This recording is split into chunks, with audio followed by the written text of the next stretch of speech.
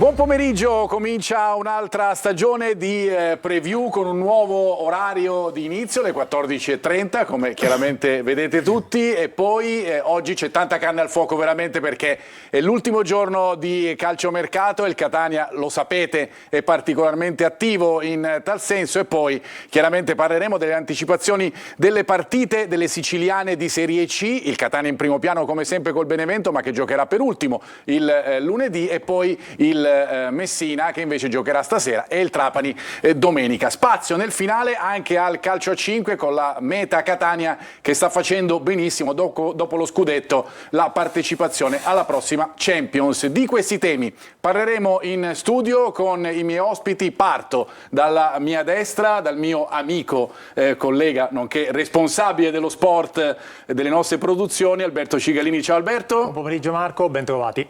E poi alla destra di Alberto invece c'è il padre, no scherzo, no. Alla destra di Alberto c'è il nostro Gianluca Russo. Ciao Gianluca, ciao, ben trovato. Ciao. Grazie, ben ritrovati a tutti voi. Colonna storica della nostra trasmissione, così come storico Alberto che è stato insomma colui che l'ha creata. Alla mia sinistra invece il nostro Saro Foti. Ciao Saro. Buon pomeriggio a tutti. Buon pomeriggio a tutti voi, ovviamente come sempre dulcis in fundo, la bellezza alla fine, dopo le nostre facce che saranno pure simpatiche, sicuramente andiamo sul bello ed è una novità per noi quest'anno. Anna Russo, ciao Anna. Ciao Marco, grazie, sarà una bella avventura. Io ricordo la linea WhatsApp per rimanere in contatto con noi al numero 342 77 12 855.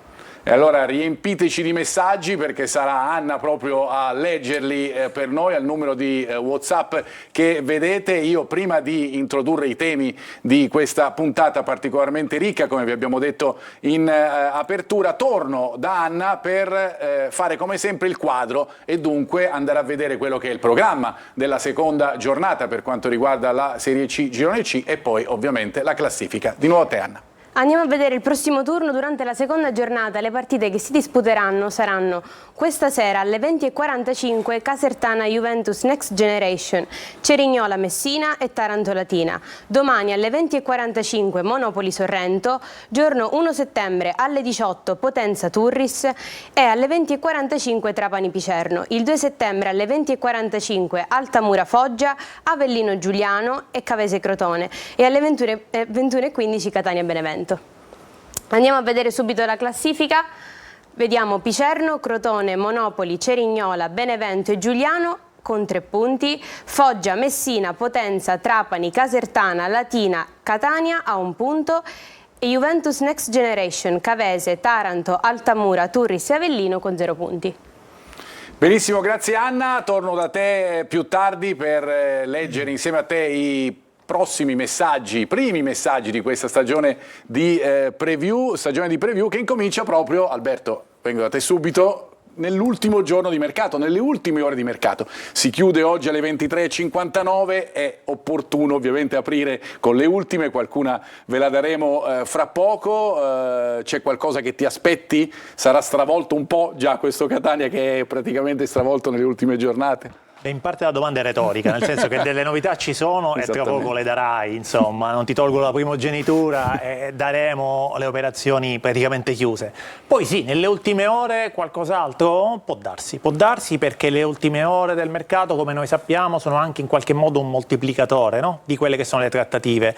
Mister Foti ce lo insegna, ad esempio, con la sua esperienza di calcio da allenatore, quante volte ha visto affari chiusi sul filo di lana, perché è chiaro che le opzioni si restringono per le società e per i giocatori, perché è bilaterale la cosa, per i procuratori anche, cioè coloro i quali coltivano gli interessi dei giocatori, e quindi qualche no può diventare un forse e poi un sì e viceversa. Quindi insomma mi aspetto qualcosa, anche perché il Catania non deve solo acquistare ma deve anche cedere, e come ci siamo detti forse in altre circostanze spesso vendere è più difficile che comprare. Anche perché sappiamo che poi tutta la situazione che si è venuta a creare nell'ultimo periodo nasce anche da questo, a parte la restrizione del budget ormai ultranota, c'è il fatto dei troppi giocatori in rosa, chiaramente di questi esuberi che devono essere piazzati. Caro Saro Foti, parte ad handicap il Catania per questo in questo campionato, cioè il fatto che siamo ancora qui in fase di ristrutturazione, fra virgolette, della squadra, è un handicap o potrà mutarsi chissà perché magari in un vantaggio? Vantaggio no, il vantaggio è quando pianifichi bene tutto, quando già i nastri di partenza sin dal primo giorno di preparazione hai tutto chiaro, lavori bene, fai di tutto per far assimilare ai tuoi calciatori le idee, le regole, le responsabilità, perché costruire una squadra durante la preparazione non è soltanto tattica, ma è molto disciplina, regole, entrare in un contesto di gruppo, perché la squadra è l'effetto del gruppo. Se si crea un buon gruppo, la squadra sarà di conseguenza. Una squadra senza il concetto solido di gruppo non può andare da nessuna parte. Sotto questo punto di vista io mi sento di dire che il Catania è in una botte di ferro, perché ha un tecnico che a mio parere è eccellente. E ne parlo anche con Gianluca di tutto questo, perché Gianluca, tu poi analizzerai come al solito la situazione tattica anche del Catania e del prossimo avversario del Catania, vale a dire il Benevento. Quello che diceva mister Sarofoti, toscano, io l'ho visto anche durante la diretta della partita Alberto contro il Sorrento, è un allenatore che veramente guida i suoi ogni secondo, ogni momento durante tutta la partita. Sì, dici bene, è un allenatore conosciutissimo, nonché un vincente per la categoria. Catania ha scelto credo, l'elite, no? Per quanto riguarda la conduzione tecnica, però in questo momento non è agevolato, perché il Catania in fase di mercato come organico è un cantiere aperto, troppa gente che non serve al progetto del Catania, e quindi gli viene difficile, no, trasmettere poi le sue idee, perché comunque vai ad allenare giocatori che comunque sai che nel giro di 10-15 giorni andranno via, e non è facile, però siccome la scelta è di primissimo livello in tutti i sensi, è chiaro che riesce comunque a trasmettere in maniera, diciamo, approssimativa comunque le idee di calcio che ha lui e il suo staff. Andiamo a vedere le prime grafiche, andiamo proprio sul mercato, perché abbiamo fatto un po' il punto attraverso le grafiche che vedrete di quelli che sono gli arrivi in casa Catania, ovviamente quelli che già sapete fino alla giornata di ieri con le ufficializzazioni. Abbiamo aggiunto qualche altro giocatore che è veramente addirittura d'arrivo. Ricordiamoci che siamo a 9 ore dalla fine del mercato, 9 ore e esattamente 15 minuti, visto che chiude 59-59. Attraverso appunto le grafiche andiamo a vedere prima gli arrivi, quelli del Catania. Chiedo alla regia se è possibile avere la grafica, ecco qua. Alcuni li conoscete tutti, ovviamente, Gherardi, Inglese. Abbiamo messo la seconda pagina, tanto per renderci più facile la lettura. Sono quelli acquisiti. Questi diciamo sono così, quelli acquisiti, tranne uno che è Stoppa, esatto, che è veramente molto vicino al Catania. Lo possiamo dare, infatti l'abbiamo scritto, per acquisito. Chiaramente attendiamo l'ufficializzazione per darvi l'indicazione anche di quelle che sono di quella che è la durata del contratto, cosa che vedete ad esempio negli altri, Moltalto fino al 2026, Jimenez fino al 2026, per dire gli ultimi arrivati, diciamo gli ultimi ufficializzati. Andiamo nell'altra schermata degli arrivi. Questa era la schermata numero 2, li avevo messi in ordine alfabetico, ma per renderci più facile la cosa abbiamo deciso di partire dalla I per arrivare alla fine. Adesso vi faremo vedere invece quelli che sono gli altri possibili arrivi del Catania, quelli già ufficializzati, chiaramente anche quelli da ufficializzare. Vi posso dire che fra questi c'è, eccoli qua, c'è De Rose, centrocampista, già a Catania, pupillo di Toscano, giocatore che può far fare un grande salto di qualità alla squadra etnea, e poi c'è Gega, difensore, che arriva dalla Sampdoria, giocatore che può giostrare sia al centro che a sinistra, ed è un giocatore che può dare un importante contributo. E poi c'è Inglese, forse era nella schermata precedente, sì, esatto, l'ho saltato poco fa. Inglese, che è l'altro giocatore praticamente già chiuso. Dunque gli attaccanti Inglese, Stoppa insieme a Montalto erano quelli che servivano, sono arrivati. Primo giro d'orizzonte con voi intanto. Allora, diciamo che li abbiamo visti in ordine alfabetico, possiamo usare anche un ordine cronologico che aiuta anche chi ci segue, sì, a riepilogare meglio la situazione. 5 acquisti nelle ultime 24 ore, poi altri 4 sostanzialmente. Sì. No? E forse ancora non è finita, perché potrebbe arrivare anche un alto difensore per il Catania. Degli altri 4 vediamo come c'è sostanzialmente un innesto in difesa che è Gega, appunto, che è un giocatore che probabilmente può essere impiegato come braccetto o difensore di destra o di sinistra, per meglio dire, ed è un giocatore, possiamo integrare anche l'informazione, perché quello che ci risulta è che dovrebbe arrivare a titolo definitivo con un biennale. Vedremo, però insomma queste sono le indicazioni per quello che riguarda la difesa, che aveva bisogno di un puntello, perché molti degli esuberi sono difensori. Poi parleremo anche degli esuberi, chiamiamoli così, o comunque dei giocatori fuori dal progetto in questo momento. A centrocampo De Rose, che è un uomo di fiducia del mister. Gli allenatori hanno i loro uomini di fiducia, no? Uomini di fiducia dentro e fuori dal campo, sono coloro i quali insomma spesso sono dei riferimenti attraverso i quali edificare un progetto su dei punti fermi, e insomma De Rose evidentemente per Toscano questo è, non è giovanissimo, ma è un giocatore che la scorsa stagione ha giocato da titolare fisso nel Cesena, che ha stravinto il campionato. Che ha stravinto il campionato con lo stesso modulo, con lo stesso allenatore, ovviamente con interpreti diversi. È importante, vado dal nostro Saro Foti per capire quanto appunto per voi allenatori è importante avere il giocatore cardine, perché di De Rose se ne parla da quando è arrivato Toscano a Catania. Fondamentalmente il primo nome che è venuto fuori è quello di De Rose, che adesso, fra poco, probabilmente, poi le strade del mercato sono infinite, lo vedremo anche con le cessioni, dovrebbe essere ufficializzato dal Catania. Allora, è fondamentale, è indispensabile che l'allenatore abbia qualche pedina di sua fiducia, ma non perché a volte si pensa il giocatore di fiducia è quello che è, a volte si pensa fuori, no? Che magari c'è qualche problema, va a raccontare, fa il ruffiano del mister. Non è così.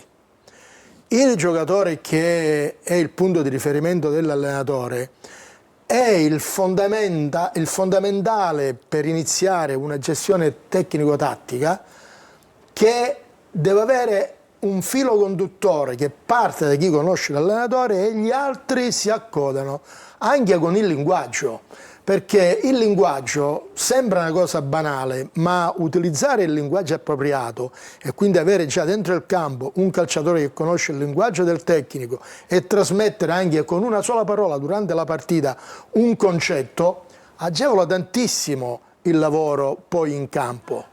Io nei miei anni quando allenavo, per me era fondamentale avere 2 o 3 giocatori che io conoscevo, che loro conoscevano me, perché rappresentava il collante per tutto il gruppo. Mister, sostanzialmente credo di poter dire che si tratta di giocatori che trasmettono dei codici di gioco, dei codici comportamentali, caratteriali, di personalità. insomma, Perfetto, Alberto. Non a caso un centrocampista centrale, quindi il classico play, l'inizio della manovra, la prima fase di costruzione la farà lui, quindi è fondamentale questo.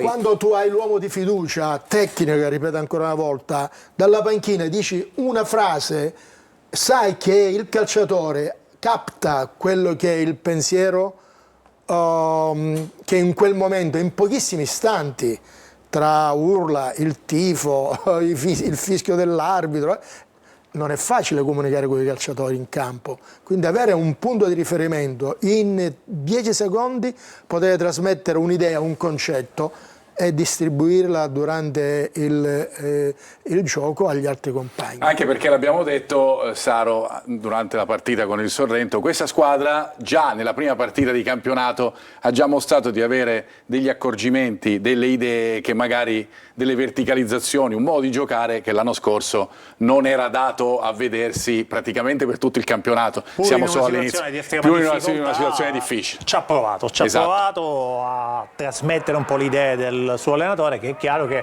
ha dovuto gestire anche quella situazione di difficoltà oggettiva, perché sappiamo bene in che condizioni si è presentato il Catania. Questi innesti servono, oltre a quelli ovviamente delle ultime 24 ore, quindi andiamo a 9 negli ultimi 2 giorni di mercato, insomma se non 10? Sì, se non 10, 10, intanto andiamo sui 9 dei quali abbiamo contezza certa, diciamo che c'è la possibilità concreta che possano salire a 10, però insomma sicuramente ecco, è una squadra che sta andando a puntellare le lacune di organico che erano sotto gli occhi di tutti, perché poi per completare il discorso che avevamo avviato arrivano 2 puntelli in attacco e 2 ne aveva chiesti Toscano per puntellare un reparto offensivo che oggettivamente era molto molto carente e lacunoso, e arriva il centravanti, arriva Inglese, un altro attaccante che è un giocatore che comunque ha un curriculum importante, poi sappiamo bene che il curriculum conta relativamente, conta il momento, no? Conta il momento. Un giocatore che ha 32 anni, del Padova, l'anno scorso ha giocato non moltissimo con il Lecco, però insomma Inglese non ha bisogno di presentazione, bisogna solo capire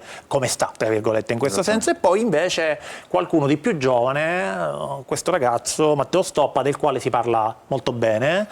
E insomma è un giocatore che può portare freschezza e qualità lì in avanti. L'anno scorso era a Catanzaro, un giocatore anche che aveva un discreto mercato. Insomma sostanzialmente questi 4 acquisti vanno a completare, o meglio quasi a definire la lista famosa dei 23, che poi di converso porta a un numero di esuberi piuttosto rilevante, no? Andiamo a vedere le cessioni. Ha introdotto il tema, le cessioni anche in questo caso ovviamente vediamo in grafica quelle che sono già state ufficializzate. Ricordiamo che ci sono tanti giocatori che sono veramente in esubero e che verranno piazzati probabilmente nelle ultime ore, se verranno piazzati negli ultimi minuti di questo mercato.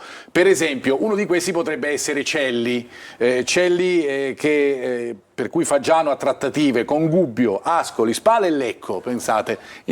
Messa così sembra solo un problema di imbarazzo della scelta. Sembra un problema di imbarazzo della scelta che fra parentesi c'è stato per tanti giocatori. Ad esempio si dice che Di Carmine abbia avuto tante offerte che ha placidamente... Il problema naturalmente è l'ingaggio, no? Che è molto importante, e quindi bisogna trovare una Quindi forma. bisogna trovare l'incastro giusto. Ci sono tanti esuberi in casa Catania, come giustamente diceva Alberto poco fa. Uno di questi è chiaramente Silvestri, ma poi c'è Monaco, c'è Celli di cui abbiamo parlato, c'è Rapisarda, Zanellato. Più esuberi in teoria, esatto. Perché abbiamo Rapisarda, Monaco, Silvestri, Celli, insomma questi sono giocatori in cerca di sistemazione perché fanno parte del progetto tecnico, e quindi su questo bisogna vedere quale soluzione si troverà. Ad esempio per Rapisarda si ipotizza, perché è una delle soluzioni sulle quali si è ragionato, un prestito con prolungamento del contratto, cioè un anno in più di contratto, va in prestito per quest'anno e si trova una formula. Rapisarda, che ha avuto anche qualche offerta, era stato in prima battuta vicino al Taranto come Welbeck, poi il Taranto ha avuto i problemi che noi conosciamo, insomma non se n'è fatto nulla,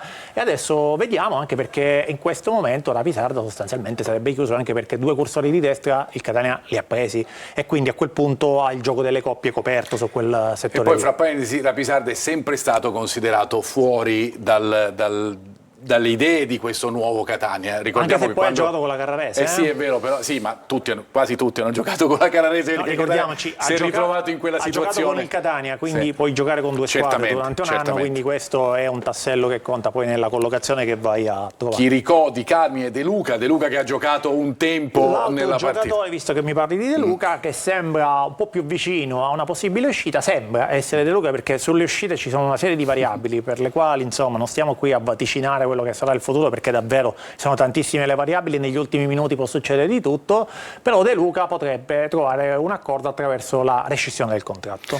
E poi c'è Castellini. Questo è il giocatore, diciamo che è il giocatore simbolo di questo Catania. Ma è un discorso diverso, perché non è un esubero, e non è una parola che mi piace, devo dire esubero, diciamo giocatore che non rientra nel progetto tecnico. Castellini rientra come nel progetto tecnico? Come? Allora, quello che sappiamo noi è che la società, lo diciamo da qualche giorno anche, non ha intenzione di privarsi di Castellini. Resterà con ogni probabilità al Catania. Poi, come diceva giustamente Alberto, a 9 ore dalla fine del calciomercato, come sempre, se magari arriva l'offerta irrinunciabile, si vede, ma l'idea del Catania è quello di tenere Castellini a Catania in rosso-azzurro anche per la prossima stagione, per cui queste, nonostante gli abboccamenti da parte del Milan Futuro, da parte del Venezia, però il giocatore interessa il Catania e il Catania vuole tenerlo. Saro.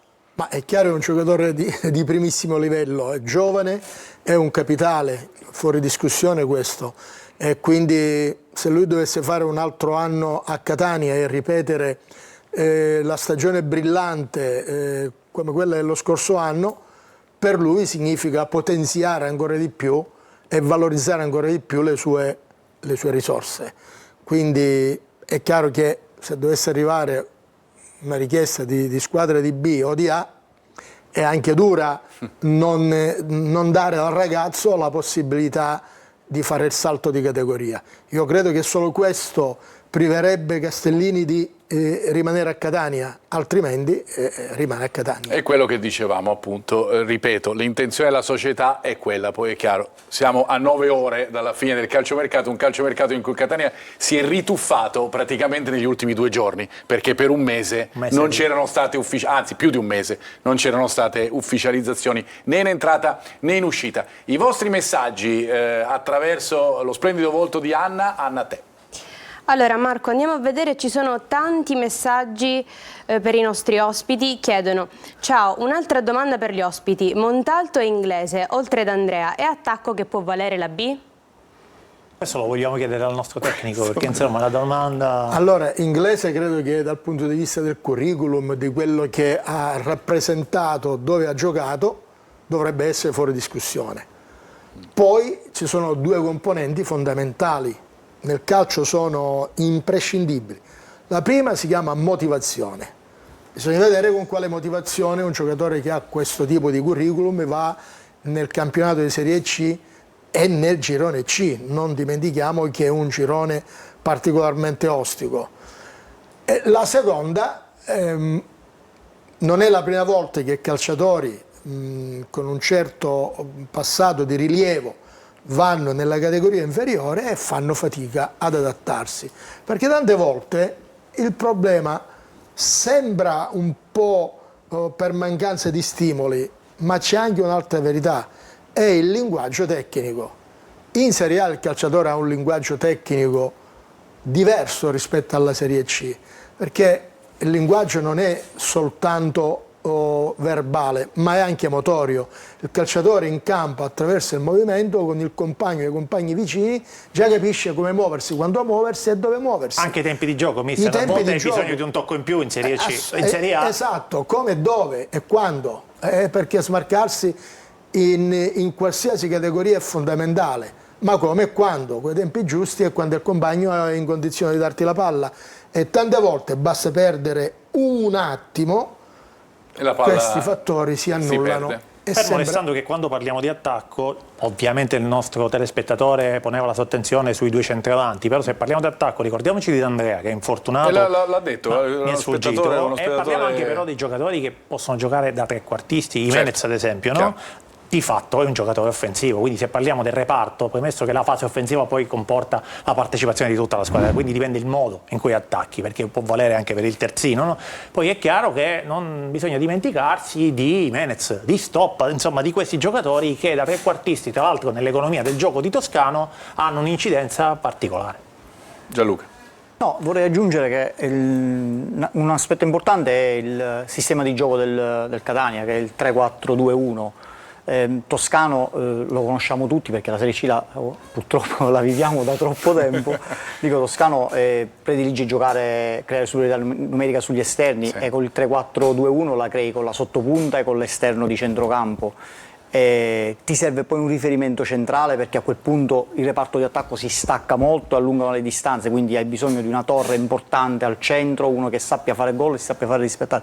Quindi comunque i giocatori che avete nominato insieme a qualche altro, Luperini, che è importante per gli inserimenti. Perfetto, è tutta gente di gamba. Io credo che il Catania abbia fatto, ma non c'erano dubbi perché poi la qualità di Faggiano e il suo lavoro è insomma sotto gli occhi di tutti, abbia fatto veramente un buon lavoro, perché è riuscito a prendere i giocatori giusti per il sistema e il modulo di gioco che poi adotterà il mister, quindi sono ottimista insomma sui giocatori. Vi siete presi 3 minuti per rispondere a una domanda. Se continuiamo con questo ritmo finiamo domani pomeriggio. Però abbiamo il vantaggio che potremo arrivare fino alla fine del mercato e vediamo anche... Solo che in mezzo c'è il telegiornale, quindi diciamo che mettiamo il teleton sportivo e acceleriamo. Andiamo da Anna per accelerare, sentiamo qualche altra domanda e poi andiamo a chiudere questa prima parte. Scrivono ancora: salve, avrei una domanda, è possibile l'arrivo di Merola? Oggi da Pescara dicono che il Catania non ha mollato la presa, grazie mille per una vostra eventuale risposta.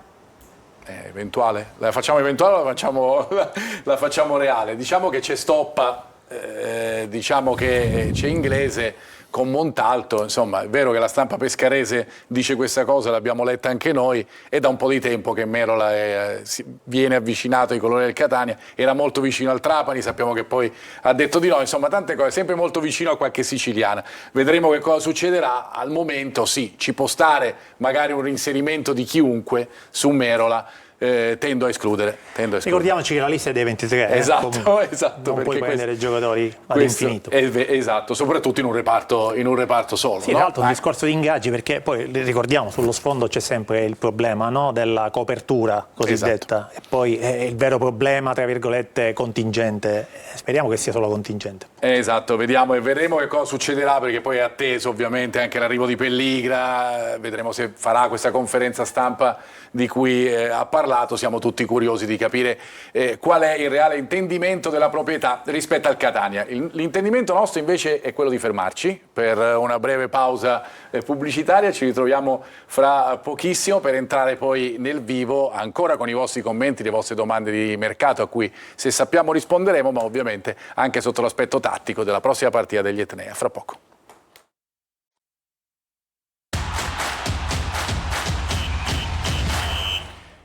Eccoci di nuovo in diretta, mentre in studio proseguono le discussioni sul mercato, sui giocatori che il Catania potrà impiegare oppure no, sui giocatori che magari saranno messi fuori lista. Lo scopriremo ovviamente nelle prossime giornate. Andiamo a studiare un po' più da vicino, Gianluca, quello che è il prossimo avversario del Catania, vale a dire il Benevento.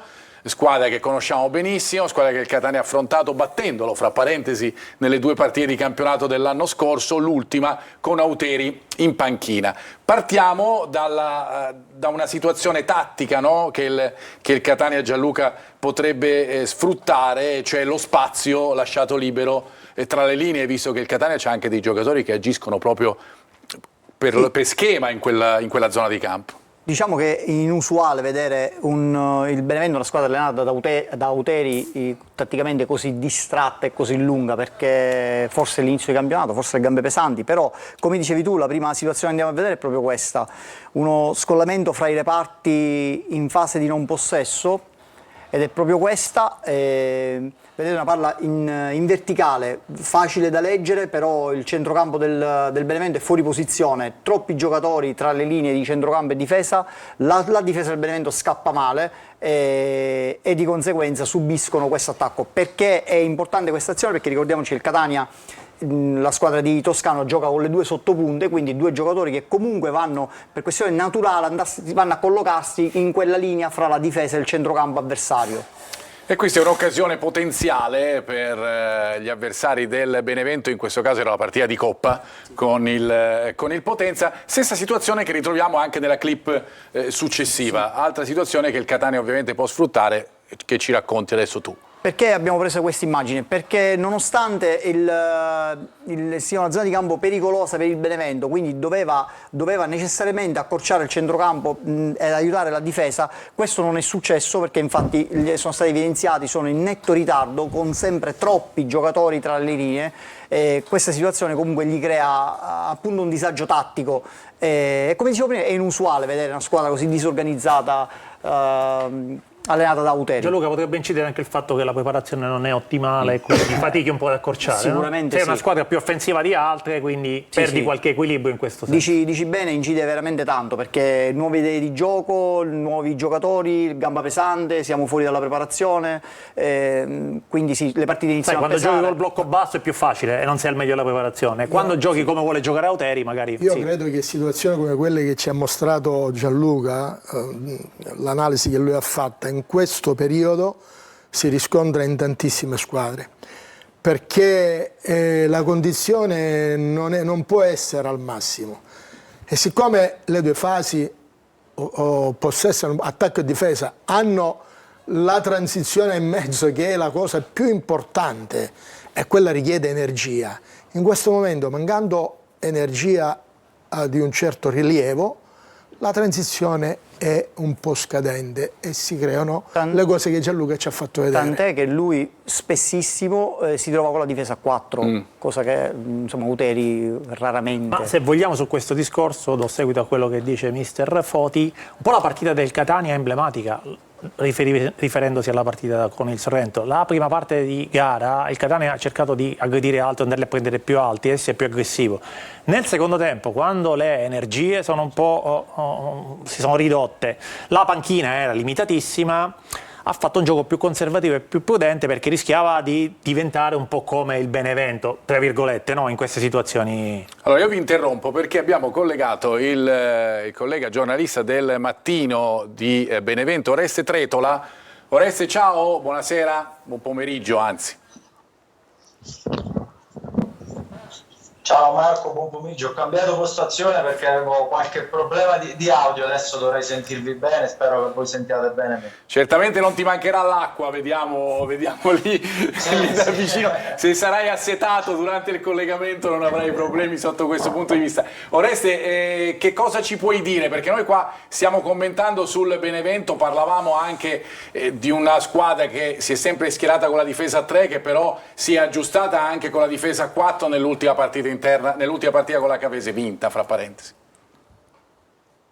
Sì, in realtà la difesa a 4 si era già vista l'anno scorso nell'ultimo match praticamente della stagione, ovvero nella semifinale di ritorno contro la Carrarese, persa poi dal Benevento, ed è stata un po' quella la discriminante in merito alla conferma o meno di Auteri. Nei discorsi poi tra fine scorsa stagione e inizio della stagione attuale, la richiesta esplicita della società al mister è stata quella di passare al 4-2-3. Auteri, che come dicevate prima è sempre stato affezionato, no, al 3-4-3, ha portato questo piccolo cambiamento tattico in carriera, ha utilizzato qualche volta il 4-3-3, non spessissimo come il 3-4-3, e quindi quest'anno il Benevento è stato costruito sulla difesa a 4 e sul centrocampo a 3, e quindi a meno di clamorosi stravolgimenti, insomma, sarà questo il modulo che il Benevento utilizzerà nel corso di tutta la stagione e che quindi utilizzerà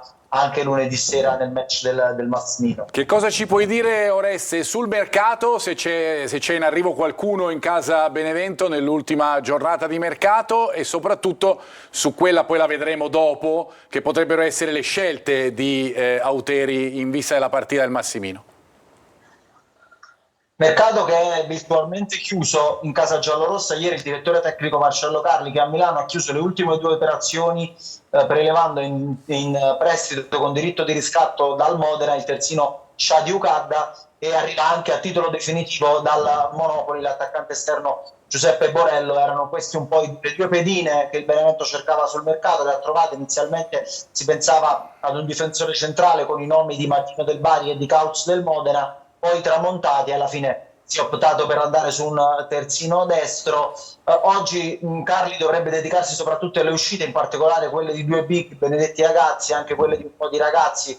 C'è i giovani Sorrentino, Carfaro e Alfieri, dovranno andare a giocare. Se dovesse partire, dicevo, mercato virtualmente chiuso, dico virtualmente perché se dovesse partire uno tra Benedetti o Ragazzi, o addirittura entrambi, chissà che dal mercato non possa arrivare qualcos'altro, forse una punta centrale, che è una richiesta di Auteri, una punta di peso, e quindi vedremo se in queste ultime ore Carli riuscirà a piazzare gli esuberi e magari a fare qualcos'altro in entrata. Mercato che non dovrebbe, a dire la verità, incidere sulla probabile formazione di lunedì. Non ci aspettiamo di vedere i nuovi acquisti già titolari nel match contro il Catania, formazione di lunedì che non dovrebbe discostarsi molto da quella vista contro la Cavese. Dovrebbe esserci solo un cambiamento con il rientro di Thalia, che era squalificato a centrocampo, quindi con Thalia in cabina di regia e con lui confermato a Campora, e anche il ritorno dal primo minuto di Pinato, che è stato decisivo a gara in corso. Poi per quanto riguarda la difesa e l'attacco non dovrebbero esserci grosse novità, con la conferma di Nunziante in porta, difesa con Berra, Capellini, Viscardi, che era subentrato dopo 20 minuti a Tosca, che si è infortunato, e Ferrara davanti il tridente con Lanini, Manconi e La Mesta. Oreste, grazie, ti ringrazio per queste ultime da Benevento, grazie per il tuo apporto e ci sentiamo alla prossima. Grazie, buon pomeriggio a te. Grazie a voi, buon lavoro.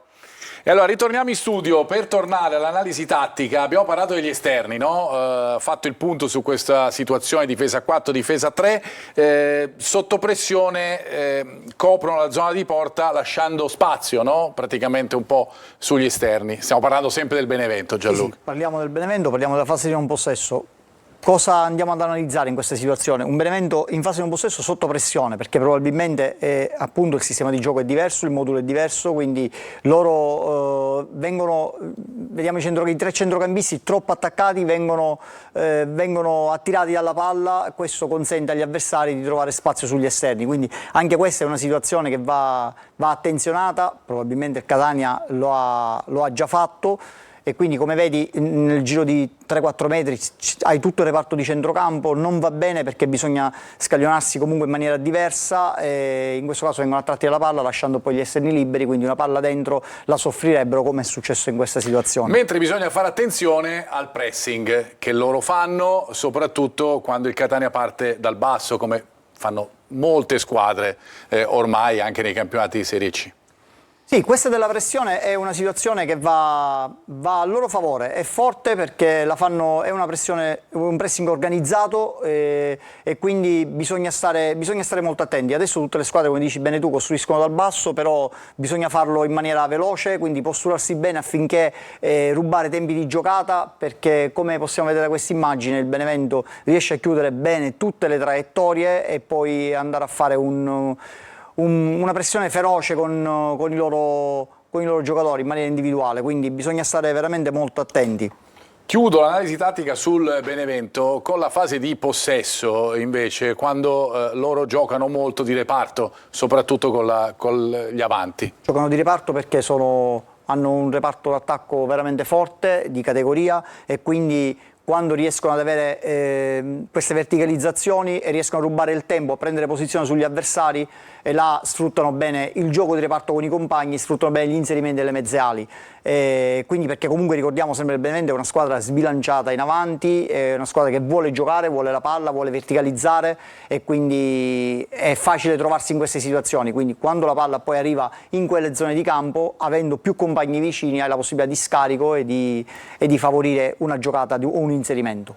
Ricordiamo che la partita è alle 21:15 lunedì, ovviamente come sempre Telecolor con diretta stadio vi offrirà tutti i collegamenti dallo stadio e poi anche le interviste del post partita e i commenti da studio. E lunedì sera dopo corner la differita integrale della partita con telecronaca del cui presente Marco Carli. Non è detto, no, non lo so. Diciamo di sì. Diciamo di sì. Invece sicuramente c'è Anna che ci legge ancora qualche altro messaggio. Io farei così, mettiamoli insieme 3-4 e poi rispondiamo a tutti, così almeno accorpiamo qualche messaggio. Ok, continuano appunto i messaggi riguardanti il calciomercato, scrivono: buonasera, possiamo dare chiarezza su un punto? Perché il Catania ha ridimensionato il budget? Su Bois, perché la cessione solo per fare cassa o c'è altro dietro? Continuano a scrivere: salve, prendiamo calciatori di cui ricordiamo solo il passato, poi fanno 90 minuti e si rompono come quelli che abbiamo in sovrannumero e rimangono a fare le vacanze pagate. Saluti da Antonio. E poi scrivono ancora: è vero l'infortunio di Verna?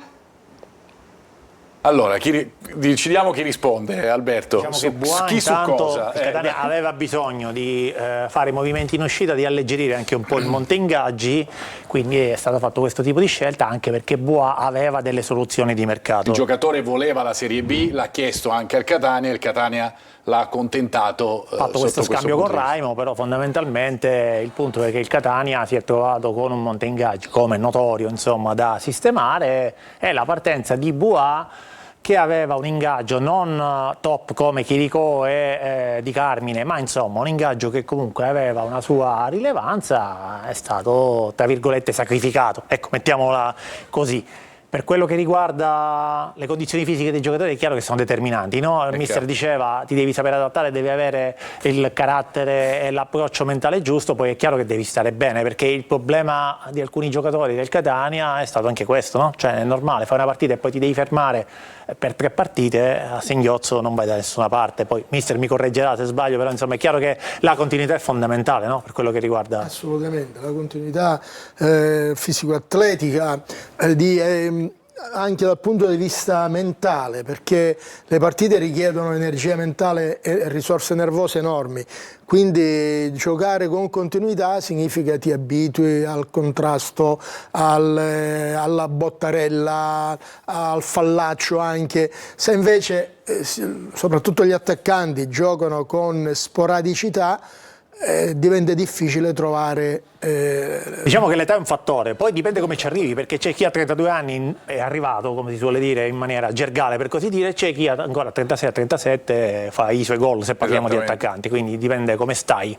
E di come ti sei curato certo. Gli anni precedenti. Quanto sei longevo atleticamente. Nel senso come ti sei alimentato, come ti sei allenato. Anche se non hai avuto infortuni traumatici di un certo livello. Se non hai avuto infortuni importanti, quindi ci vuole anche un pizzico di fortuna per arrivare ad una certa età, calcisticamente, ed essere all'altezza della situazione. Su Verna rinvierei tutto alla formazione. Su Verna no? rinviamo tutto alla formazione, mentre sul budget la storia la possiamo riassumere così: c'era un budget di un certo tipo quando sono stati presi Faggiano e Toscano. Durante la fine del mese di luglio il budget è stato ridotto e dunque ci si è ritrovati, la scelta potrebbe essere anche legittima da parte della dirigenza, ma magari della proprietà, anzi, ma magari non proprio in quel momento, non in corso d'opera, quando già eri in pieno mercato, con anche delle volontà da parte dell'allenatore che sono state chiare, cioè quelle di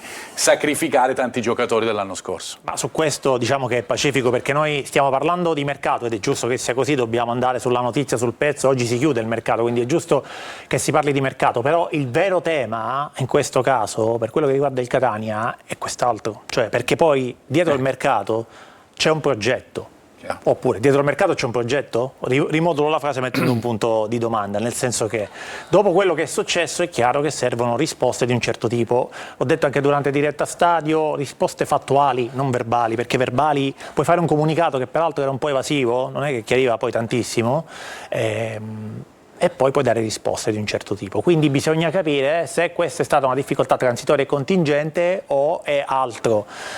Tra l'altro in questo senso possiamo anche dire che l'amministrazione comunale attraverso il sindaco Trantino e l'assessore allo sport Sergio Parisi ha inviato una lettera formale a Rospelliga per chiedergli chiarimenti e delucidazioni in questo senso, in maniera anche formale, attraverso una mail, per creare anche un minimo di protocollo e chiedere delle risposte e delle garanzie in questo senso. Notizia che è stata anche data al nostro collega Giovanni Finocchiaro sulla Sicilia.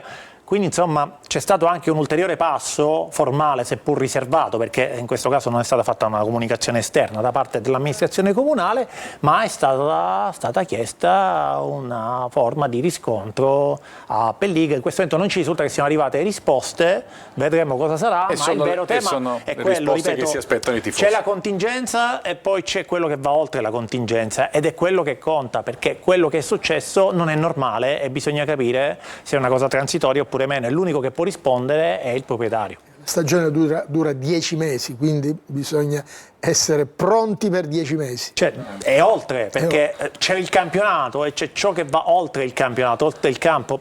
Il Catania ha fatto un certo tipo di mercato, c'è stata questa scossa nelle ultime 48 ore.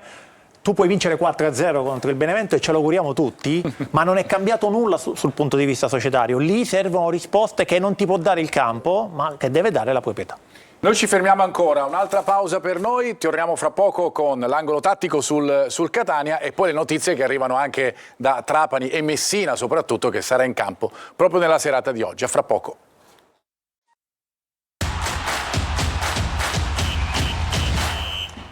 Di nuovo in studio, terza parte della nostra preview in compagnia dei miei ospiti per parlare chiaramente del Catania. Ne abbiamo parlato diffusamente anche della situazione societaria in attesa di chiarimenti da parte della proprietà e soprattutto del mercato, con le tante domande che arrivano da casa. Io direi di tornare invece all'angolo tattico con Gianluca, perché abbiamo parlato del Benevento, ma il Catania cosa ci ha fatto vedere, Gianluca, nella prima partita di campionato? Partiamo dalla fase di non possesso. Tanti complimenti li abbiamo fatti, magari anche qualche distrazione, ci sta. Vabbè, ci sta. Specialmente non è mai facile essere attenti in questo momento della stagione sulle palle inattive, quindi il Catania l'ha mostrato qualche piccolo limite che comunque lo staff sarà in grado di limare, se no durante la stagione saranno problemi. Parliamo delle palle inattive, insomma. Quindi la prima situazione è proprio questa: Catania schierata zona su una rimessa laterale alta, e lasciano un riferimento centrale inspiegabile, perché comunque là, anche se sei schierata a zona, devi mettere comunque un giocatore vicino alla ricerca della palla, pronto ad uscire. Assolutamente non devi concedere questa situazione. Credo che sia più frutto di una distrazione che di una situazione tattica non letta da parte dello staff. Questa è la partita con il Crotone in Coppa Italia. Altra situazione analoga la vediamo nella clip successiva, Gianluca. Sì, anche là parliamo di un'altra palla inattiva, calcio d'angolo. Qua il Catania è schierato, non fa il castello difensivo, è schierato a uomo, e quel giocatore che ho evidenziato è il classico, in gergo si chiama alla ricerca della palla, quindi il giocatore che va a leggere, libero da marcatura. sì, va a leggere la traiettoria, e in questo caso è stato veramente lento, perché è una palla leggibilissima, non troppo forte, e tu hai quel compito là, solo quello, e devi uscire prima, perché in altre situazioni, con un'altra gamba, in un'altra situazione di campionato, prendi gol in quell'azione là. Senti, altra situazione invece questa volta con il Sorrento della partita di Potenza della volta scorsa, proprio all'inizio della partita, con un 4 contro 2 che poteva creare pericoli o che non doveva creare pericoli. Ci sta anche questo, gamba pesante, non vogliamo giustificare nessuno, però è una situazione tattica che va curata, perché è un 4 contro 2, c'è un inserimento alle spalle, ma la palla è coperta, quindi l'inserimento non fa testo. Il giocatore sulla palla del Catania aspetta ovviamente il raddoppio del compagno, che non avviene, quindi dà lo spazio per poter mettere questo semitraversone dentro, e il Catania là rischia qualcosina. Quando si è in superiorità numerica, come in questo caso, non si è 4 contro 2 ma 5 contro 2, perché il fallo laterale gioca con te, ovviamente l'avversario non ha spazio, può solo fare quella giocata. Là bisogna essere feroci, aggressivi e non dargli questa possibilità. Partita, come vedete, che è iniziata da 18 secondi, era proprio la prima occasione della gara, con il colpo di testa di Musso, la parata di Beters. Diciamo che è normale, no? Saro, come diceva prima Alberto, in fase anche di lavoro atletico, perché poi la realtà è questa. Toscano ha anche detto che questa squadra lavora assieme praticamente a 10 giorni. Con sadismo dico che l'allenatore gode quando ci sono questi errori, perché sono i momenti quando tu fai capire ai tuoi calciatori quello che non devono fare e quello che devono fare.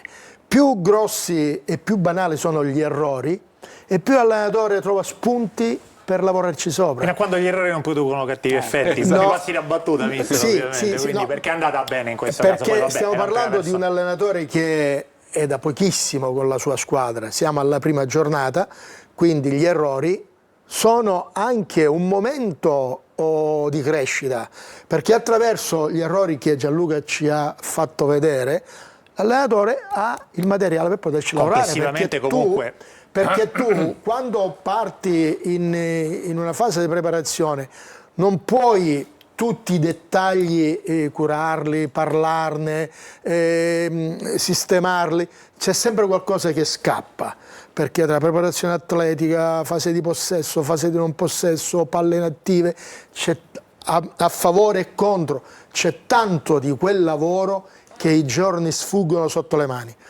Quindi gli errori di questo tipo, infatti ho detto con sadismo, servono per poter migliorare errori così grossi. Errori di questo tipo sì, ma anche vantaggi che possono derivare soprattutto sugli esterni, Gianluca, perché l'abbiamo visto, il Benevento qualche spazio te lo dà, e il Catania ci gioca molto su quegli spazi, si è visto anche nella partita di Potenza. Sì, è un po' l'arma forte del Catania, no? Quando giochi 3-4-2-1, come dicevamo inizio puntata, hai bisogno di sfruttare sia le verticalizzazioni che lo spazio sull'esterno. Lo spazio sull'esterno lo sfrutti creando superiorità numerica, ed è quello che il Catania ha fatto in questa situazione, che ha concesso poi appunto il cross al centro per andare a finalizzare e a trasformare in gol l'azione.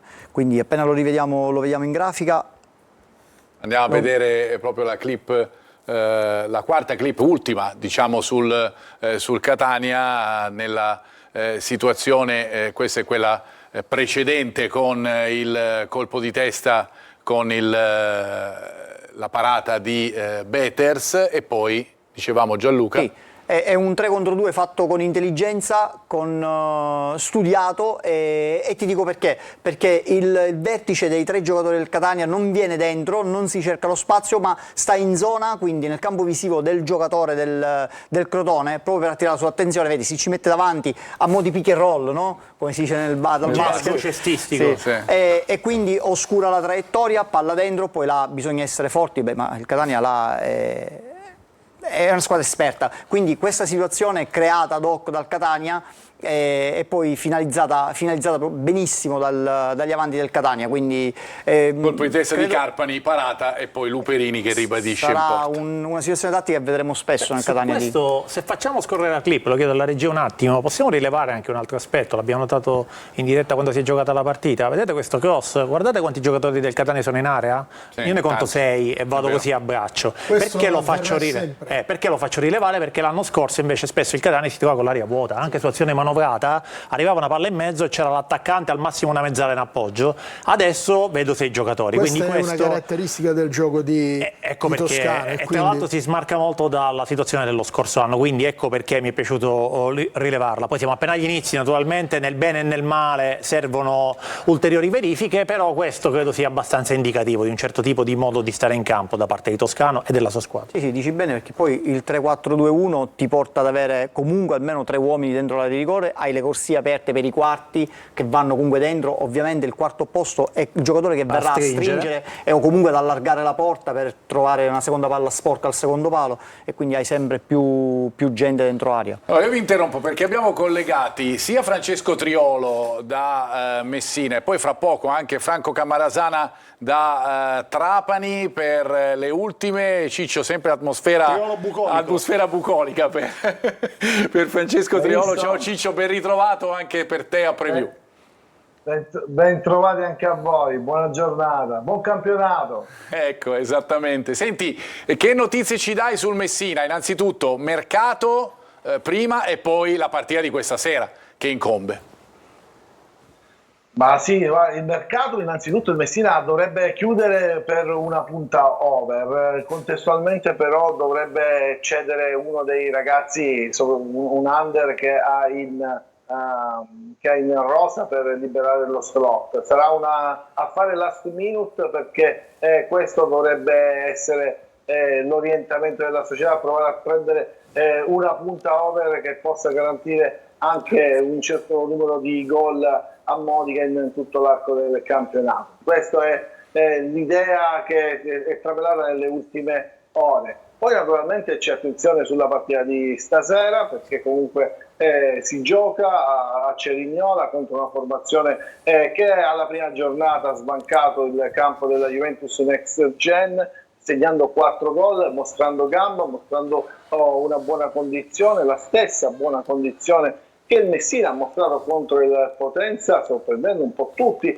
perché la prestazione della squadra di Modica è stata davvero buona in un contesto ambientale che, come avete sentito dalle cronache degli ultimi giorni, non è stato certo idilliaco, non è idilliaco a Messina, con i tifosi che sono contro la proprietà, hanno manifestato 2 volte in piazza, hanno disertato e diserteranno per tutto il campionato lo stadio Franco Sfoglio, ma saranno oggi a Cerignola per seguire la squadra. Quindi è un contesto un po' particolare quello in cui si sta avviando questo campionato per quanto riguarda il Messina. Senti, io direi, Francesco, di andare a sentire Modica, quello che ha detto prima della partita con il Cerignola, e poi torno da te per la probabile formazione. Sentiamo Modica.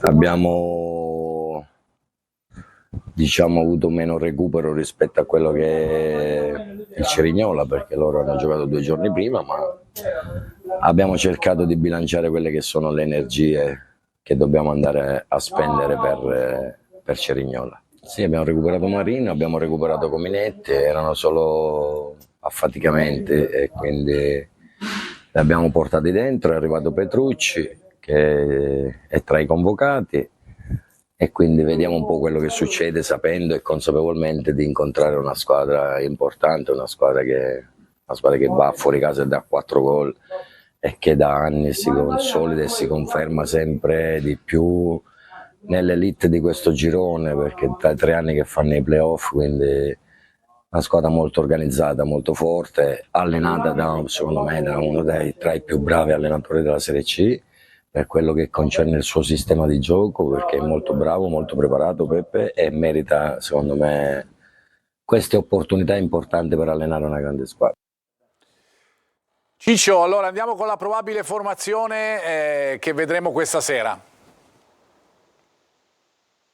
Allora, dovrebbe esordire tra i pali Krapikas, che è il portiere arrivato negli ultimi giorni, un ex della gara, perché lo scorso anno era al Cerignola, e quindi dovrebbe esserci il suo esordio. Poi la squadra rispetto alla partita col Potenza dovrebbe essere pressoché la stessa, tranne la squalifica di Manetta, che non sarà della gara ed è un'assenza pesante vista l'esperienza del difensore centrale di Modi, che è capitano quest'anno del Messina. Al suo posto è stato recuperato Marino, quindi da un certo punto di vista si cerca di ovviare. Poi ritorna disponibile Petrungaro, che alla prima giornata era squalificato, dovrebbe agire sul fronte offensivo insieme a Pedicillo ed a Natriello. Sono due delle sorprese di questo inizio di stagione, che hanno fatto benissimo contro.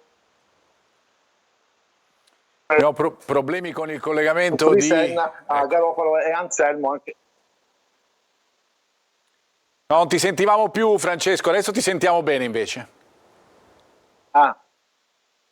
Dicevo io, in mezzo invece Anselmo con Garofalo e Frisenna dovrebbe comporre il tridente dietro o il trio d'attacco. Questa ad occhio dovrebbe essere la formazione. È chiaro che Modica sta cercando di dare anche una sua impronta dal punto di vista del gioco. Questi sono ragazzi giovani, molto giovani, ma che corrono tanto. Come dicevo all'inizio del collegamento, quando parlavamo di mercato, però in attacco il solo Anatriello non può bastare per reggere tutto il campionato, e quindi sarà necessario avere anche un attaccante over che possa essere il punto di riferimento della squadra in avanti. Grazie Francesco, ci vediamo alla prossima. Buona giornata, buon pomeriggio. Grazie a voi, un saluto a tutti, buona giornata. Da Francesco andiamo a Franco, quasi simili però, insomma, due territori completamente diversi e anche forse due volontà diverse da parte delle società, perché il Trapani, chiedo direttamente a Franco Cammarasana, che saluto, ha delle ambizioni notevoli, almeno a sentire il presidente Antonini e anche a vedere il mercato che questa squadra ha fatto. Ciao Franco, buon pomeriggio. Buon pomeriggio a te, buon pomeriggio agli ospiti che hai in studio. Sì, il Trapani ha fatto un mercatone, come si suol dire, nel senso già ci sono più di 20 giocatori nuovi e entro stasera altre operazioni di mercato sono in itinere. Di recente, per quanto riguarda sempre il mercato, la cessione più grossa è quella del tedesco Oliver Kragl, ex Messina, alla Fidelis Andria, rimpiazzato però subito da un giocatore di cui si parla tanto bene, si chiama Cristian Spini del Lumezzane. Ieri l'arrivo in Granata di un difensore centrale molto esperto, Luigi Silvestri, arriva dal Cesena, mentre al Piacenza è stato ceduto l'attaccante brasiliano Francisco Sartore. Dicevo poco fa che ci sono altre operazioni nelle prossime ore in vista. Si parla della partenza di Balla, l'attaccante, del difensore Volcano, ma non solo. Il Lecco per esempio avrebbe chiesto l'attaccante Zuppel, ma su Zuppel ci sarebbe anche l'Ancona. Potrebbe arrivare dal Messina invece il terzino Lia in uno scambio con Ciò.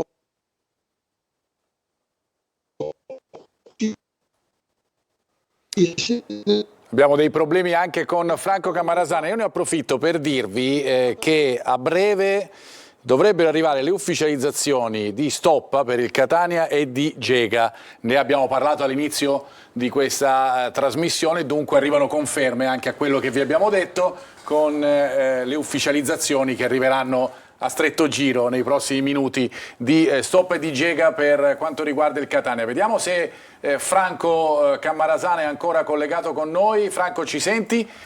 Andiamo con la probabile formazione anche della partita prossima di domenica.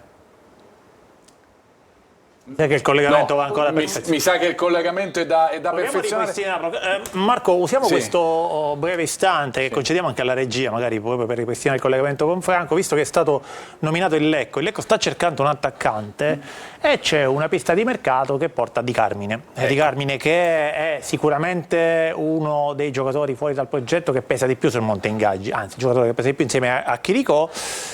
Difficile da piazzare, devo dire, per una serie di motivi. Il primo è proprio l'ingaggio, però insomma c'è una voce, come tale insomma la riferiamo, di Carmine, che potrebbe essere nelle mire del Lecco. Fra le tante squadre che hanno cercato Di Carmine, questa se no sembrerebbe proprio una pista interessante. C'è il Lecco, diciamo anche che Di Carmine si è allenato per tutto il periodo della preparazione con la Primavera 3 di Marco Biaggianti.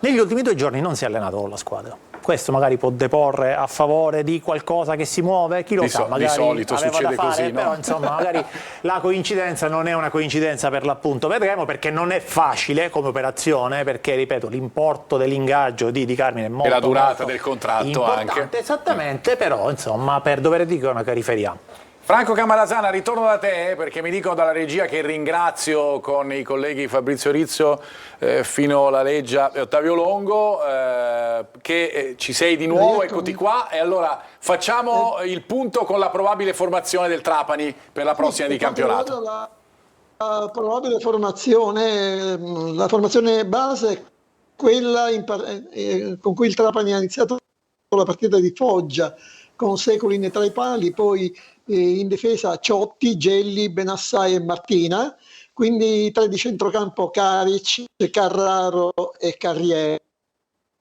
e poi in avanti il trio composto da Canote e Lescano e Falle, un trio che praticamente d'attacco che tutte le squadre di Serie D chiaramente vorrebbero.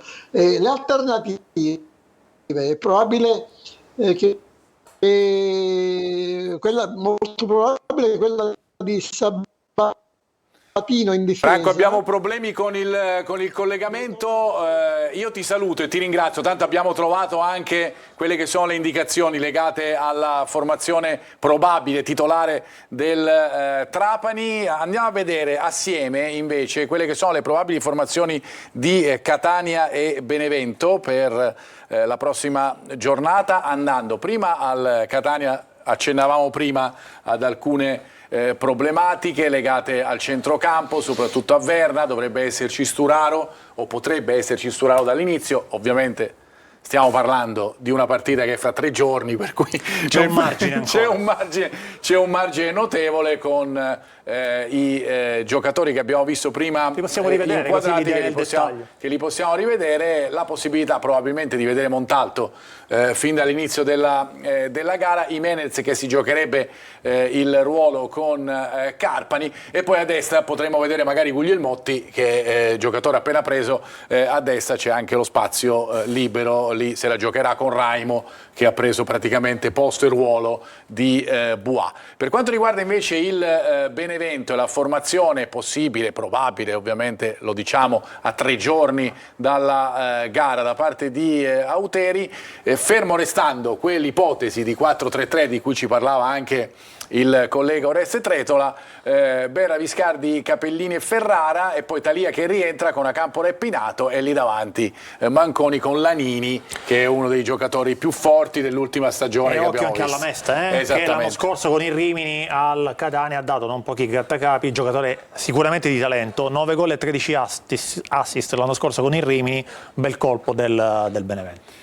Allora, io andrei adesso di nuovo da Anna per alcune domande, per capire gli spettatori che cosa ci chiedono sempre in maggio di mercato. Ipotizzo. Sì, Marco, continuano i messaggi. Abbiamo una domanda per il mister Sarofoti e ci scrivono: buon pomeriggio, le chiedo in definitivo un giudizio complessivo sulla campagna acquisti del Catania, anche perché sento in giro tanta diffidenza. Io credo che sia stata una campagna estiva coi fiocchi. Grazie. Io credo che se verrà completata con quello che sono i presupposti di cui si è parlato anche in trasmissione, io credo che alla fine il Catania ha una squadra di buon livello e che in questo campionato se la gioca assieme a tante altre squadre. Poi l'esperienza del campionato di Serie C ci insegna che non sempre le squadre che partono ai nastri di partenza come favorite arrivano in fondo. Guardiamo la Juve Stabia lo scorso anno, chi la dava per favorita all'inizio? La Juve Stabia in Serie B, quindi chissà che magari possa essere il turno del Catania non tra i favoritissimi e magari riuscire attraverso una compattezza di gioco, di squadra, di gruppo, riuscire a fare il tanto desiderato salto di categoria. Ancora da Anna per un'altra domanda. Mirko da Catania ci scrive: il Catania sta formando veramente una grande squadra, l'unico dubbio è inglese, ma mi auguro di sbagliarmi. Ancora Pippo da Catania, ciao, volevo sapere se a destra con Guglielmotti al posto di Buacci abbiamo guadagnato. Abbiamo guadagnato, questo lo chiedo a voi, ci abbiamo guadagnato? Lo dirà il campo. Io ho visto qualche immagine, l'hanno diffuse proprio sui social, il Catania, qualche immagine che fa onestamente impressione per un giocatore. Un giocatore di propensione abbastanza offensiva, tutta fascia, spinge abbastanza, la fase difensiva è un po' simile a Boa per certi versi, sotto questo punto di vista, quindi diciamo che il titolare è lui, ecco, e Raimo dovrebbe essere il cambio, quindi crede, per quello che mi risulta tanto toscano in questo giocatore, lo reputa un giocatore di qualità, quindi insomma diciamo che è un giocatore sul quale il Catania è andato con una certa decisione in questo senso, quindi viene per fare il titolare, ecco. Gli arbitri della partita, anzi l'arbitro con gli assistenti e il quarto ufficiale della partita del Massimino, andiamo a vedere la grafica, sarà Dario Di Francesco di Ostia, poi ci sono Consoni e Taverna che sono gli assistenti e Gerbasi appunto il quarto ufficiale, quarto uomo, come si diceva un tempo. Adesso andiamo a vedere la top 11 che abbiamo rispolverato aggiungendo un dato, caro il mio Gianluca, cioè quello dell'allenatore. Giusto. Quello dell'allenatore, cioè il migliore allenatore. Scusatemi se interrompo un po', ma giusto per dare l'ufficialità di Stoppa. Triennale sino al 2027. Perfetto, per cui insomma abbiamo fatto tutta la trama, prima abbiamo detto che era praticamente chiusa, poi abbiamo detto che stava per arrivare e ora c'è l'ufficialità, come ci dice giustamente Alberto. Andiamo a vedere la grafica della top 11, vi ricordiamo come viene creata questa top dai dati incrociati, alcuni dati particolari a seconda dei ruoli, per cui non dipende dai voti dei giornali né dalle decisioni di Gianluca Russo, Marco Carli o Alberto Cigalini. Viene fuori questa bella formazione con Raffaele che è l'allenatore, insomma è quello che è stato protagonista. Ecco, sull'allenatore come si fa a decidere? Dipende dal risultato, o lo scegli tu? Intanto parliamo comunque uno degli allenatori più forti della Serie C, perché Raffaele quello è. E diciamo che è l'unico membro di questa top 1 di questa squadra dove non abbiamo insomma statistiche tecniche. Però oggettivamente l'allenatore della squadra che ha fatto il miglior risultato della prima giornata, perché ha vinto 4-3 sul campo della Juventus Next Gen, che l'anno scorso è stata eliminata nei quarti dalla Carrarese solo in virtù del miglior piazzamento della Carrarese. Poi ogni anno è al punto e a capo, soprattutto per una squadra come la Next Gen, perché le Under 23 sono soggette a grosse rivoluzioni, però vinceva 3-0 e poi 4-1. Gli ultimi 2 gol della Juventus Next Gen sono arrivati nel recupero, quindi ottimo il debutto del Cerignola, credo che meriti insomma la menzione. Raffaele l'ha preparata più che bene, no? Esattamente. Ci fermiamo qui, io saluto sia Gianluca Russo che Saro Foti. Ciao Gianluca. Vi cambio saluti, alla prossima. Ciao Saro, grazie. Grazie, ti rivedremo anche a te. Gianluca tutte le settimane, a te chiaramente avrai una presenza importante nella nostra trasmissione, per questo ti ringraziamo. Anche di domenica diretta stadio. Anche domenica diretta stadio, se vuoi, solo perché c'ho breve per le telecronache, no? Se vuoi anche tu puoi partecipare, va bene. Grazie a tutti e due, ci vediamo alla prossima, noi ci fermiamo. Grazie a voi. Grazie ancora Saro, noi ci fermiamo e ci ritroviamo fra poco per parlare di Meta Catania e di calcio a 5, fra poco.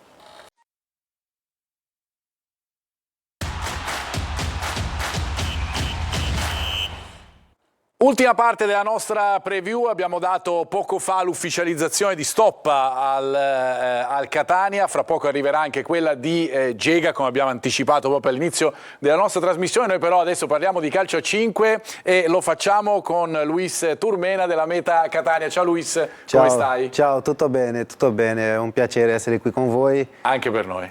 Buon pomeriggio, abbiamo il microfono proprio sullo scudetto che mostri con orgoglio. Ricordiamo che Catania, io lo dico perché amo tantissimo gli altri sport oltre il calcio, c'ha tanti scudetti quest'anno con la pallanuoto, con il calcio a 5, col beach soccer, per cui va va detto che questa è una città che può vincere anche che sa vincere, esattamente.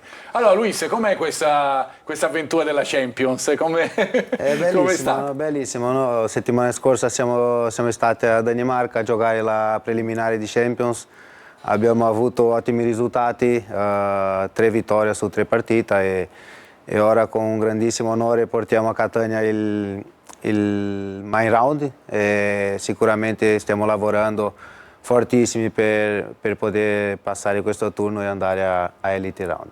Ricordiamo i risultati con l'Europa, squadra di Gibilterra 9-1, con l'Utleira norvegesi 4-0, con lo Jorring, spero di dirlo bene, danesi 6-2, per cui unplane anche con i risultati, Alberto, si sono meritati di arrivare proprio nei gironi principali della Champions. Assolutamente, anche perché i valori li hanno espressi, il progetto è lungo e radicato, il Patron Musumeci ha lavorato tantissimo in questi anni, la meta aveva già sfiorato lo scudetto qualche anno fa, non andò bene anche in circostanze particolari, una partita rinviata, poi disputata in extremis, insomma una storia anche un po' articolata. Lo scorso anno si è andato a prendere uno scudetto strameritato, direi, e a Turmena chiederei anche quali sono i vostri programmi, obiettivi e come si gestisce questo doppio registro, perché la Champions è un impegno onori e oneri, si dice, no? Quindi abbastanza oneroso, e poi ovviamente c'è il campionato con un tricolore da difendere e quello sicuramente è un altro obiettivo per voi. Sì, sicuramente abbiamo tanti impegni quest'anno, a parte di queste 2 competizioni abbiamo anche la Supercoppa e la Coppa Italia, quindi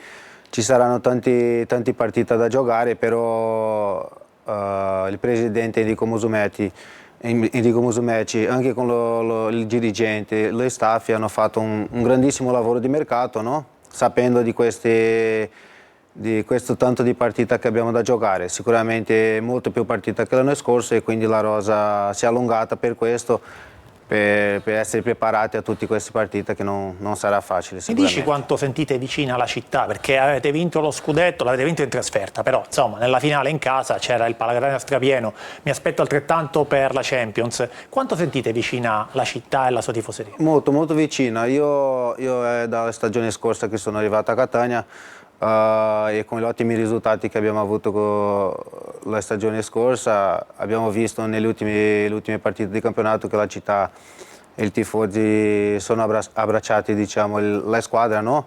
E sentiamo molto, molto vicini i tifosi, molto vicino alla città e questo per noi è un grandissimo piacere. Io particolarmente ho giocato già la mia 9ª stagione in Italia e sinceramente non ho mai visto una tifoseria così come ho visto a Catania la stagione scorsa. Tifoseria che si è esaltata anche con le tue serpentine, io leggo anche dei comunicati, sono venuto a vedere qualche partita ma leggo anche dei comunicati del collega Attilio Scuderi che ringrazio e che ti ha portato qui da noi oggi. Una serpentina è stata molto importante perché poi ha prodotto l'assist da cui è arrivato il gol, forse il gol decisivo della finale che vi ha portato allo scudetto. Sì, ogni giocatore lavora in base delle sue caratteristiche, no? Io sono uno che lavoro sempre queste giocate e sono stato contento, felice anche la stagione scorsa in finale scudetto poter fare la giocata che l'ha aiutato un po' alla meta Catania a portare questo scudetto. 5 reti, 5 assist nei playoff, meglio il gol o l'assist? Che cosa ti dà più soddisfazione? È meglio vincere, no, meglio vincere, indipendente dai gol e dell'assist. Poi questa è un'altra cosa che è un ottimo punto della nostra squadra, che non ci sono giocatori che preferiscono segnare, preferiscono essere protagonisti, no?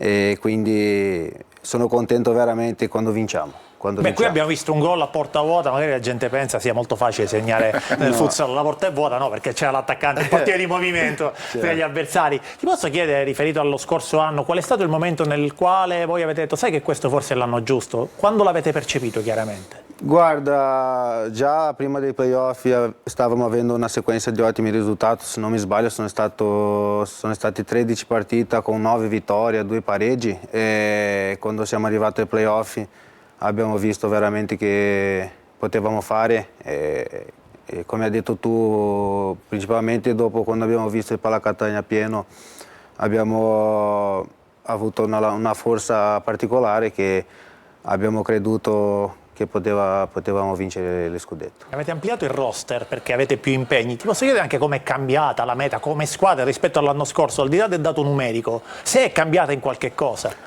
Poche cose, sinceramente poche cose. Noi abbiamo una grande forza che è il gruppo, siamo tutti uniti e quest'anno con altri 2 o 3 acquisti importantissimi che abbiamo fatto, a parte di essere bravi giocatori, sono anche bravissime persone e si hanno aggiunto al gruppo come lo aspettavamo, quindi credo che è una questione di dare sequenza al lavoro che abbiamo fatto l'anno scorso senza cambiare molte cose, perché poi i risultati abbiamo visto e speriamo di continuare così.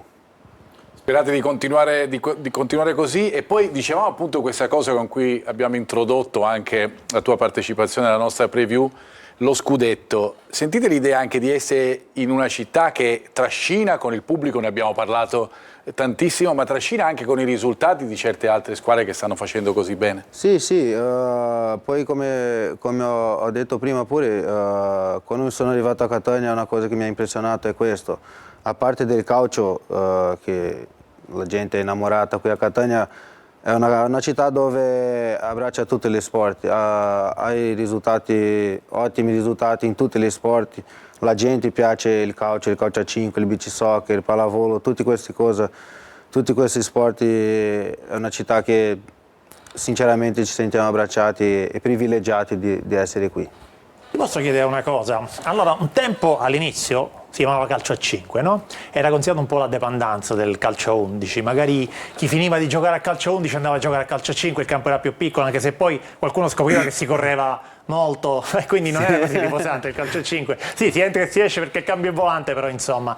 Poi è diventata una disciplina con una sua specificità aggiuntiva, per così dire. Qui da noi in Italia è chiaro che nasce da altre parti dove c'era una cultura già che era radicata. Ti posso chiedere come percepite la crescita di questo sport anche nella base? Cioè adesso ci sono bambini, ragazzini che cominciano a giocare a futsal, non cominciano a calcio e poi passano al futsal, magari ce ne saranno anche, però c'è una specificità. Mi confermi che sta crescendo anche la base di praticanti e quindi la passione si estende anche in questo senso? Sicuramente sta crescendo molto negli ultimi anni. Io e tanti altri giocatori qui in Italia veniamo da Brasile, no? E a Brasile si fa questo lavoro principalmente all'inizio fino a 12-13 per dare le basi tecniche anche per il calcio. Bravo, spesso per i Neymar, fondamenti, Douglas Costa, insomma Robinho, mi pare che tutti giocassero a futsal. Sì, giusto così, per i fondamenti tu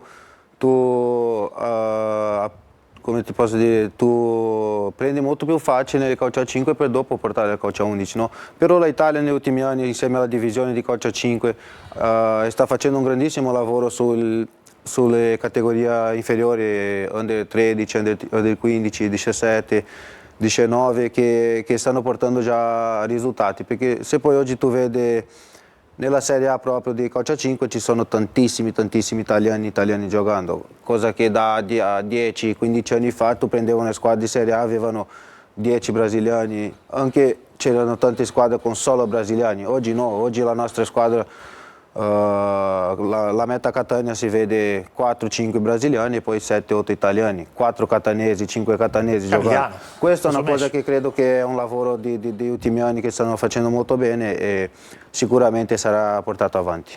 Hai parlato prima di che cosa ti impressiona di Catania quando sei arrivato qui, che cosa ti piace di più invece? Che cosa, già ti senti un po' catanese? Sì, dai, sì, si vede anche l'atteggiamento. Infatti io sono stato quasi 5 anni a Napoli, Napoli e Catania sono molto simili e mi sento veramente molto bene qui, poi a Catania il clima è ottimo, si mangia molto bene, no? La gente è molto come noi a Sud America, tu ti senti veramente a casa, quindi ci sono tanti aspetti che ti fa essere felice qui a Catania. Parlavi prima del prossimo girone di Champions che si terrà a Catania, ricordiamo con la squadra lituana dello Zalgiris, con i lussemburghesi del Differdange e poi gli austriaci del Linz. Ci sono pericoli? Sono squadre pericolose? Avete già incominciato a studiarle? No, ancora non abbiamo visto dei materiali di loro, però io particolarmente conosco qualche giocatore che giocano in queste squadre, ma certamente mai sarà facile, no? Stiamo parlando di una Champions League. Ora in questo girone proprio sono sempre squadre qualificate, quindi squadre che hanno già passato qualche difficoltà per essere lì, ma sinceramente il fatto di giocare a casa ci aiuta sicuramente tanto e non ho dubbio, con tutta umiltà parlando, noi credo che siamo favoriti per questo girone e faremo di tutto sicuramente per andare avanti e dare anche questa allegria e per al popolo continuare catanese. a onorare quello che porti sul petto, cioè lo scudetto. Luis, io ti ringrazio, grazie veramente per la tua partecipazione, e non si dice in bocca al lupo, non si dice niente in questi casi, ma sai che siamo ovviamente con voi, ti ringrazio. Veramente buon pomeriggio. Grazie, come ho detto è un piacere e mi sento onorato di essere stato qui con voi. Alberto, io ti ringrazio veramente per grazie la collaborazione che mi dai sempre anche in questa puntata. Abbiamo dato una successione anche di notizie che arrivano proprio in questo momento. Gega dovrebbe arrivare l'ufficializzazione a breve, e vi dico anche i De Rose, che potrebbe essere il prossimo ad essere ufficializzato dal Catania. Grazie Alberto Cicalini, mi dai anche la possibilità di ricordare poi quelli che sono gli appuntamenti con lo sport su Telecolor. Ricordiamo che appunto ci sarà la partita lunedì, e poi invece martedì avremo corner, e poi subito dopo alle 14:30, esatto, anteprima corner corner alle e poi 20:45. meno male che ci sei tu, che mi dai, il palinsesto è ricco, no? E poi abbiamo la differita della partita del Catania integrale subito dopo corner, intorno alle 22:15. Senti, insieme invece vogliamo salutare e fare i complimenti alla nostra Anna. Grazie Anna per il bel debutto, sarà con noi tutta la stagione. Ovviamente, grazie Anna, e noi invece ci ritroviamo venerdì prossimo con la prossima e seconda puntata di Preview. È arrivata l'ufficializzazione di Gega. Siamo schiavi delle notizie. Ne stiamo parlando da detto, ne abbiamo parlato per tutta la giornata, e vi confermiamo quanto anticipato: biennale fino al 30 giugno 2026 con opzione per il 2027. Perfetto, vogliamo restare qui fino alle 5:30 per dare anche quella, no, 6 quella di De Rose. Ma mi sa che Anna ha degli impegni, tormena pure, quindi insomma li possiamo liberare. Decidiamo di no, va bene, grazie ancora, un buon pomeriggio e alla prossima, ciao.